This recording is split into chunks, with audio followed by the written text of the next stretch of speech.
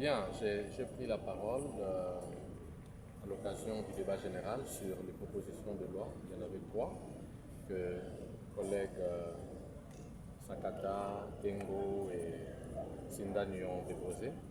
Et mon intervention a principalement porté sur la proposition modifiant et complétant la loi sur les principes fondamentaux sur l'agriculture que nous appelons le code agricole. Alors, la proposition en son sein introduit la nouvelle notion des produits stratégiques. Donc, certains produits agricoles qui sont désormais qualifiés de produits stratégiques.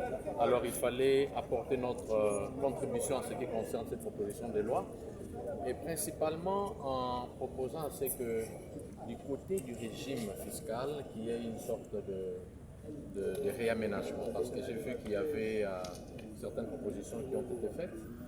Premièrement, en ce qui concerne l'exonération des produits agricoles, j'ai estimé, à mon humble avis, que la proposition que notre collègue fait vient plutôt alourdir l'écriture de cette disposition, parce que dans l'écriture ancienne, dans les textes que nous sommes en train de modifier, les législateurs avaient déjà prévu exonérer tous les produits en général.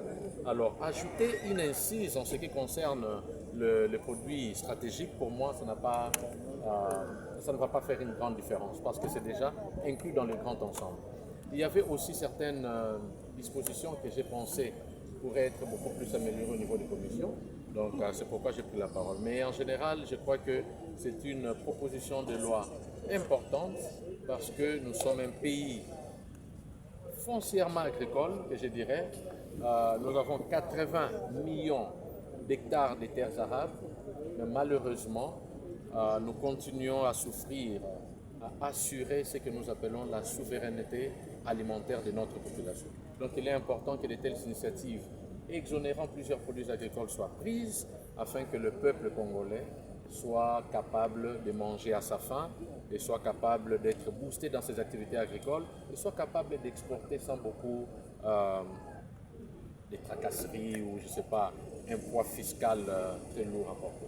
Donc voilà en quoi consistait mon intervention. Est-ce que votre circonscription aussi se trouve, parce que vous avez dit que c'est très important, est-ce que votre circonscription aussi va prendre part une fois que cela a été adopté? Je suis élu de la circonscription de Tchango. Comme vous le savez, Kinshasa est subdivisé en 4 circonscriptions. S'il y a une circonscription parmi les 4 qui composent la ville de Kinshasa, bien sûr, Tchango est une circonscription agricole, parce que vous savez que nous disposons de beaucoup de terres, surtout dans la commune de Maluku et dans la commune de Sélé. Et quand vous venez à Massina, nous avons encore une activité agricole dense vers les rives du fleuve Congo. Donc je pense, à mon humble avis, que cette proposition sera aussi bénéfique pour tous ces agriculteurs que nous soutenons et qui font un travail formidable afin que les Kinois puissent manger à la fin.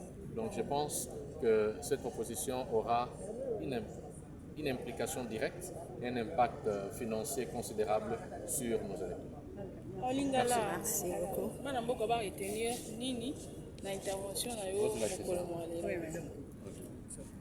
Merci beaucoup. Les lots. S'il vous plaît. Madame. Non, apportez la chance. Oui, Vraiment. S'il vous plaît. Alors, les lots de outils qui ont participé à la plénière ont consacré à 3 propositions de loi. Moko Itali Makambo Itali Mibeko Obengaka droit pénal, Moussous Itali tribunaux de commerce. Enfin, il y a une proposition de loi en ce qui concerne les principes fondamentaux et l'agriculture. Alors, on a qui parole pénalobeli loi où ils ont tenté de modifier Makambo Itali Bilanga. La proposition, un collègue Nabiso a suggéré que ça a avantages fiscaux et belés na bateau va salara bilanga. Et en plus, tu qualifier les produits moroboito, ça la liste des produits autorobandarobenga, des produits agricoles stratégiques, des produits stratégiques. Nakati on totangi masango, fufu, manioc, bloc belé auto ça là. Pourquoi? Parce que c'est important de assurer autobenga ka souveraineté agricole, la souveraineté alimentaire et la population. Alors, c'est important de assurer que le peuple congolais allia selon les besoins. Na yango nazwaki parole pour soutenir proposition de loi wana parce que mboka na biso toza na mabele ebele oyo ezali ya malamu oyo ebotaka bambuma bilei makambo ebele. Donc c'est important de soutenir la proposition de loi pour que permettre les produits agricoles na biso et atteindre la population sans difficulté.